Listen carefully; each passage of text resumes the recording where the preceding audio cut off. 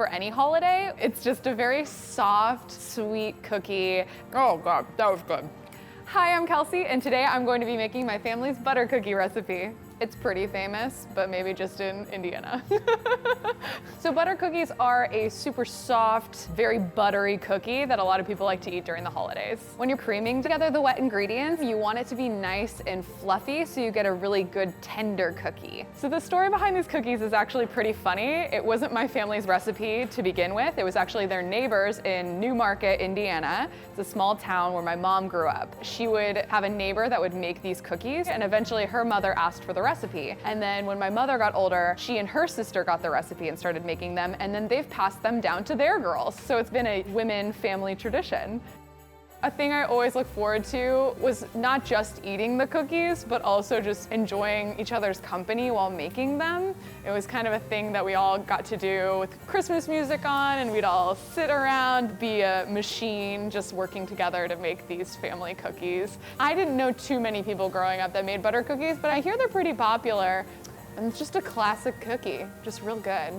The cookies, when you're moving them around the whole time, might be pretty delicate. That's pretty normal because they're mainly a ton of butter. That's a good thing though, because then later they stay soft and wonderful. We would make different colored cookies and use different sprinkles and different candies on top. I really loved Red Hots on my cookies, which sounds weird, but you should just try it and let me know if you like it too. And then you want to make sure that the cookies are nice and cool before you ice them, because the icing can just like melt on the cookie. So you have to let them nice and cool, and then you have to move fast with the icing because it can set. So you can't just like ice them all and then go back and put sprinkles on. They're not gonna stick on, they're all gonna fall back off. I learned this the hard way. They're best freshly iced. Or, you know, like you can eat throughout the process, which is what the Impicciche girls always did.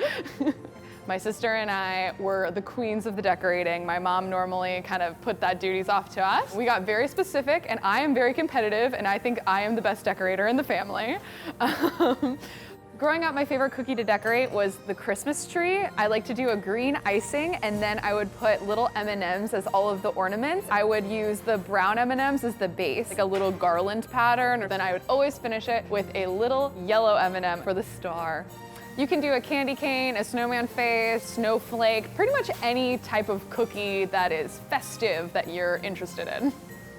These cookies remind me so much of my childhood. Every year we would do them, and no matter where we were in our lives, we'd always come back together in the kitchen and make these cookies together. And so whenever I think of the holidays, I definitely think of these cookies and kind of start craving them.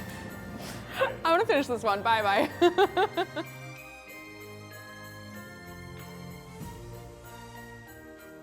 This one was a perfect cookie.